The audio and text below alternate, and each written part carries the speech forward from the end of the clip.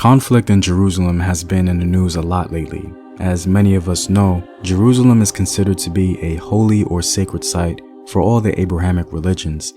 Given this history and the recent attention it's received, I wondered to myself, what are some historic holy sites on the African continent?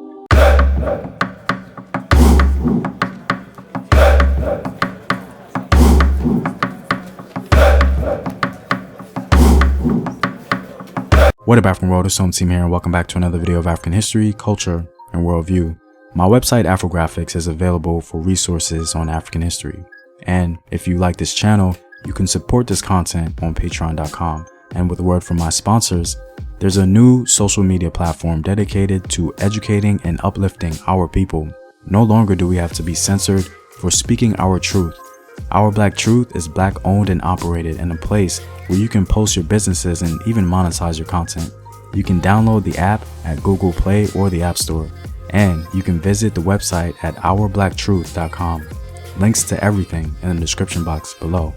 To begin, this video is mostly going to focus on holy sites below the Sahara, so please keep that in mind.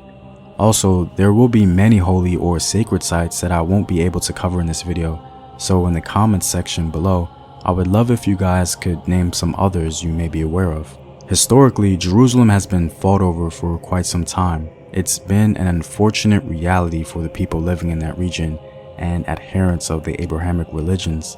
Now, holy sites in Africa don't really tend to be an entire city, but the closest we get to an entire city being considered sacred in West Africa is the Yoruba city of Eleife.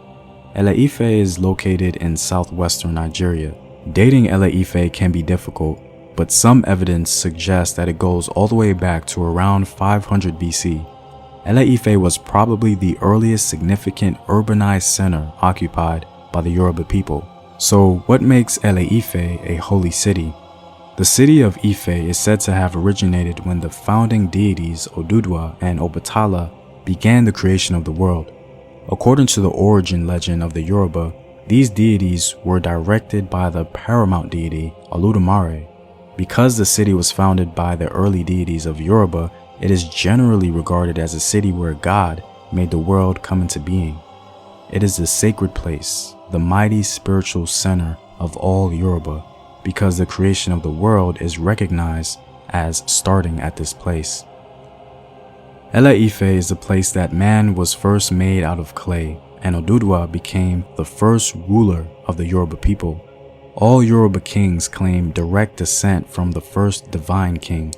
Moreover, the fact that the divinities chose Ife as a place for human creation makes it the most holy site for all the Yoruba people. Ironically, there's a holy site in Africa that's associated with the Abrahamic religions, and it's located in Ethiopia. Aside from the beautiful rock-hewn churches of Lalibela, the Tano-Kirkos island is believed to have previously possessed something of profound importance to all of Christianity, and that's the Ark of the Covenant. Because the island was believed to have had the Ark for quite some time, it's considered to be a holy island, and apparently only Ethiopian monks can live there. It's claimed that the Ark of the Covenant was placed on the island by King Azana, who was the first Ethiopian ruler to convert to Christianity. Today, the Ark is believed to reside in Mary of Zion Church in Aksum, which technically can be considered a holy site as well. One of the most ancient holy sites in Africa is no doubt a mountaintop in Nubia known today as Jebel Barka. In ancient times, Jebel Barka was known in hieroglyphics as the Pure Mountain. The spiritual presence of the ram form of Amun was believed to reside within the mountain itself.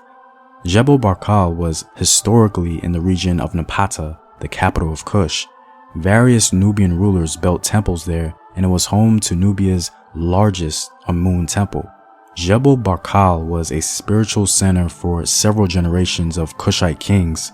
A 303-foot high tabletop mountain made of sandstone, the Jebel was thought by worshippers of the Egyptian god Amun to have a deity's spirit residing deep within its interior.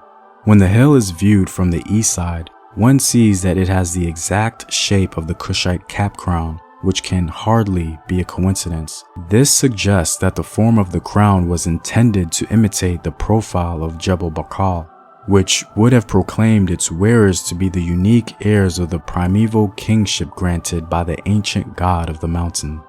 Jebel Barkal was a very unique mountain that struck the people living in the Nile Valley on a spiritual level, and its importance as a religious center in the ancient African world has been solidified since ancient times.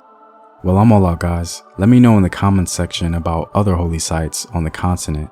And if you like these videos and would like to show your support, you can do so on patreon.com. The link is in the description box below. Know thyself. Remember your ancestors. Peace.